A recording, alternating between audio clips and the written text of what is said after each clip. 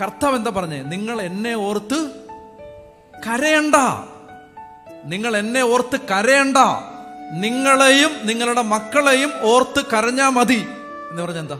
ഈ വിവരണങ്ങൾ വായിക്കുമ്പോ എനിക്ക് വേണ്ടിയാണല്ലോ കർത്താവ് സഹിച്ചതെന്ന് ഓർത്ത് കരഞ്ഞാ മതി, യേശുവിനെ ഓർത്ത് കരയണ്ടെന്ന്. അയ്യോ, ഈശോയ്ക്ക് അടികൊണ്ടല്ലോ, ഈശോ മുറിഞ്ഞല്ലോ.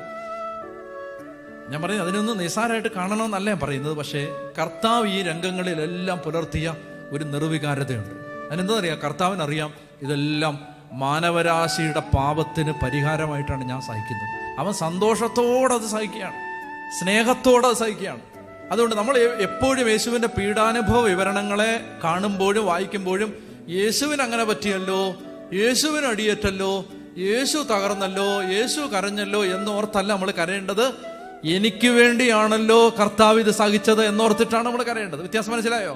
കരയണം.